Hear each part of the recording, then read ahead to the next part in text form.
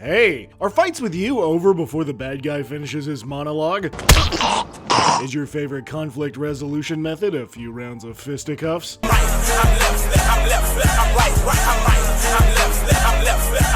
Well, congratulations! You might be an open-hand monk. But what is an open-hand monk? Well, make sure you've got the budget for all that finger tape. Try to remember all the best pressure points to make a dragon crap their dragon pants. And remember that knuckles heal fast, but faces don't. Cause it's time to catch these hands.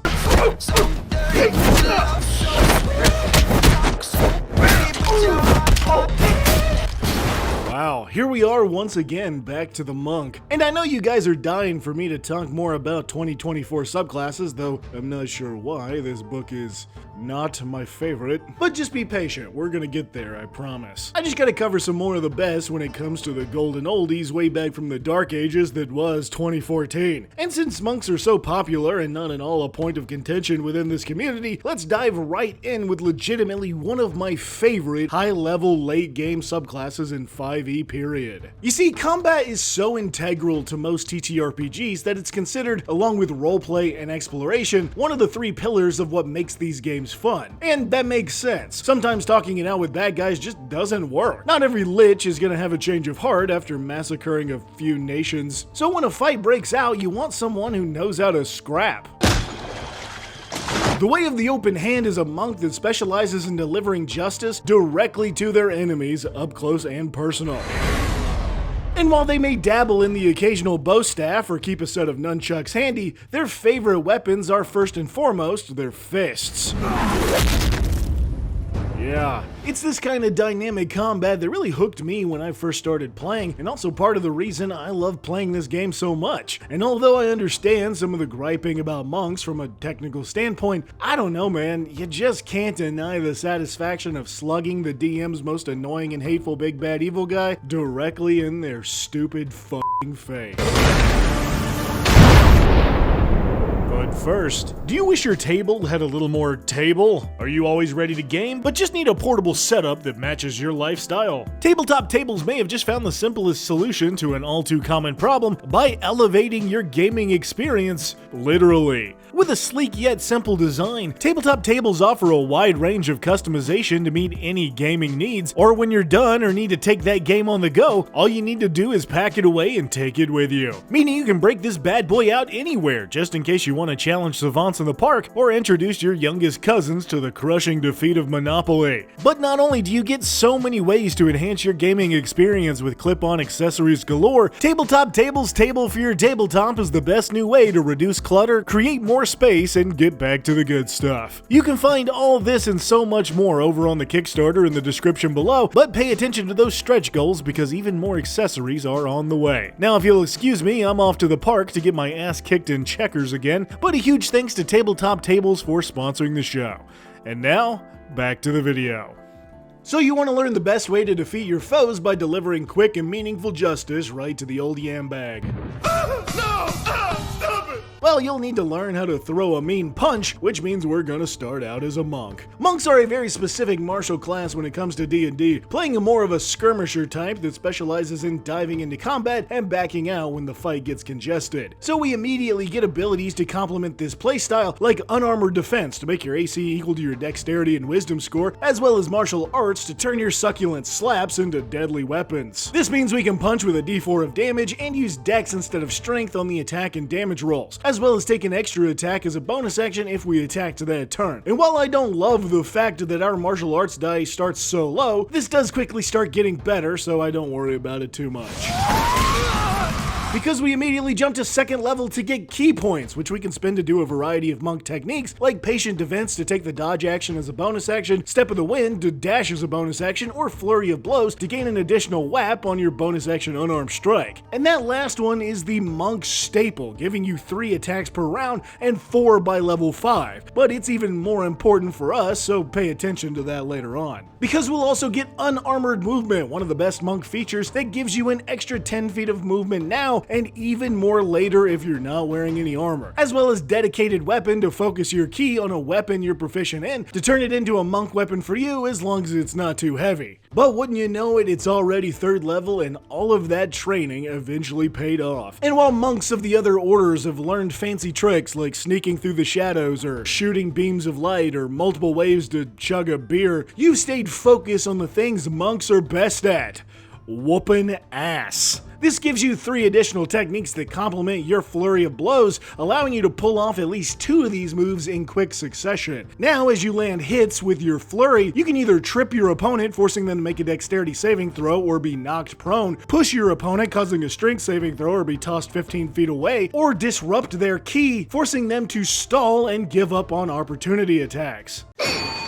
And while these seem simple enough, these moves are deceptively powerful. Since there's no weight or height limit, you can prone and push dragons, that's bananas, or just knock a dude down and kick him off a roof like a chair at a Morgan Wallen concert. And it's free! The only key you have to spend is the point for the flurry of blows, and of course you actually need to hit with those attacks. But knocking an enemy prone is so nasty in D&D alone, so just focus that dex and wisdom scores as high as you can get them, and go absolutely buck wild on anybody you pin to the dirt. Hey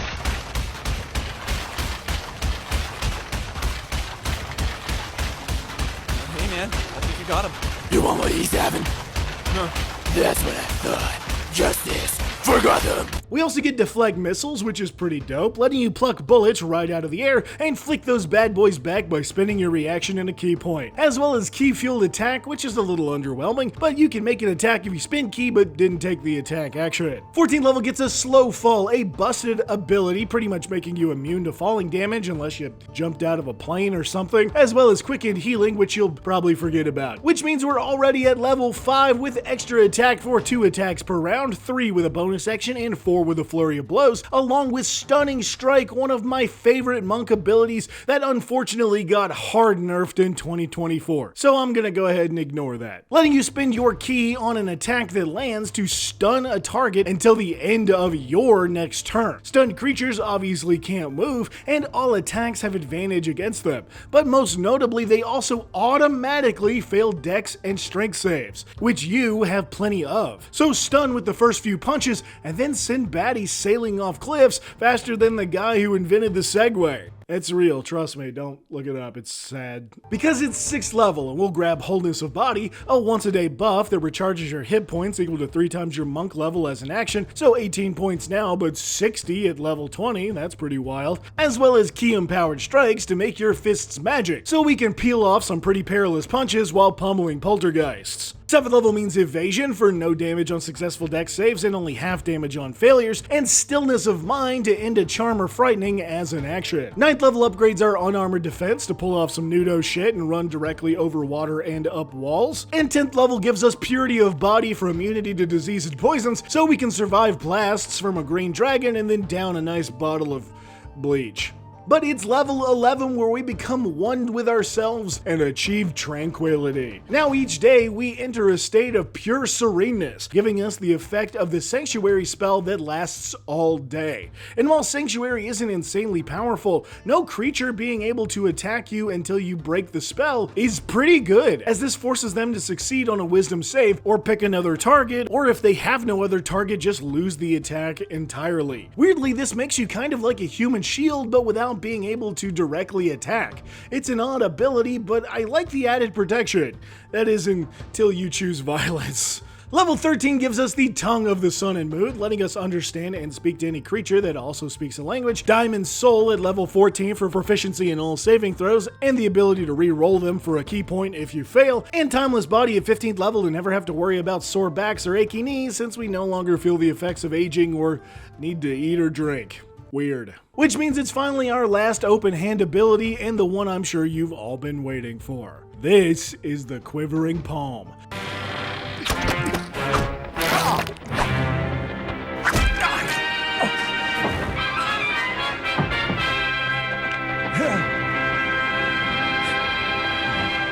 An absolutely insane move that actually kind of breaks D&D combat in the best way possible. So to start, you spend 3 key points and make a special attack with one of your unarmed strikes, and as this happens, vibrations ripple through your opponent, but are actually harmless until you choose to end them. However, if you spend an action to do so, the target must make a Constitution saving throw or die. Yep, no death saves, no last words, no villain monologue, do not pass go, do not collect $200, just...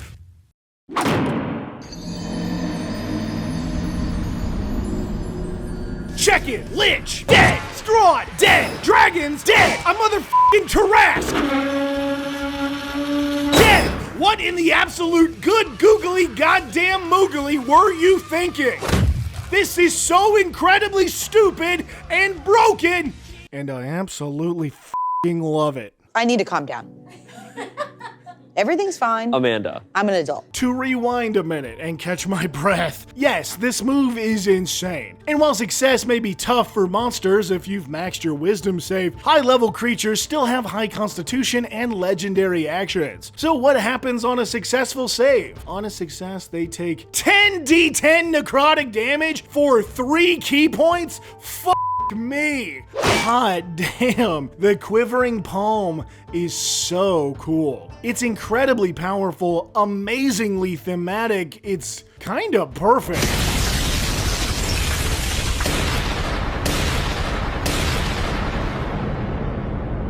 And they tried to take it away from us, god damn it. But as much as that feels like a capstone, we do have just a little bit more. So at level 18, we can spend 4 key points to become invisible and gain resistance to all damage, as well as 8 key points to cast astral projection on yourself, and perfect self, which is terrible, but I guess could get us 4 extra key points if we start a fight without any for 1 additional. So, is the way of the open hand a knockout? Yeah, man.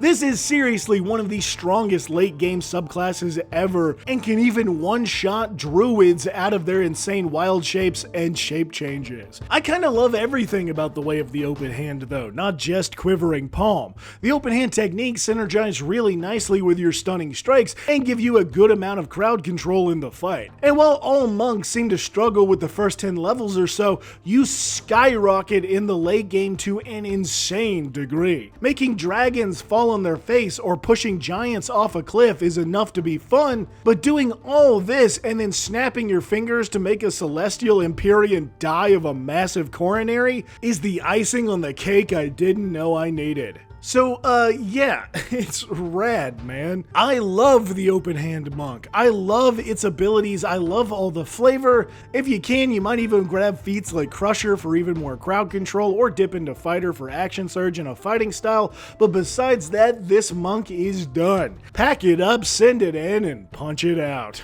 So, if your knuckles look and feel like well-worn gravel, you have a surprisingly peaceful aura until someone pisses you off, and are an absolute master of the 3-hit game. There's gonna be 3 hits in the fight. Me hitting you, you hitting the floor, and the ambulance hitting f***ing 98. Guess what? You might be an open-hand monk.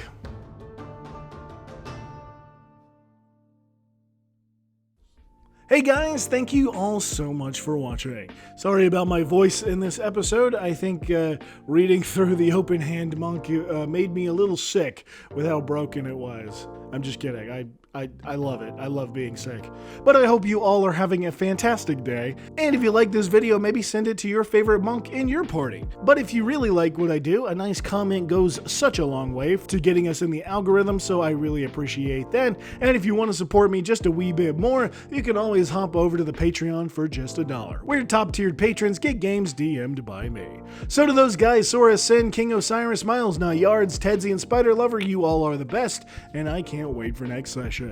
To everyone else, I cast a spell to give your DM nat 1s on crucial rolls, and I'll see you in the next video.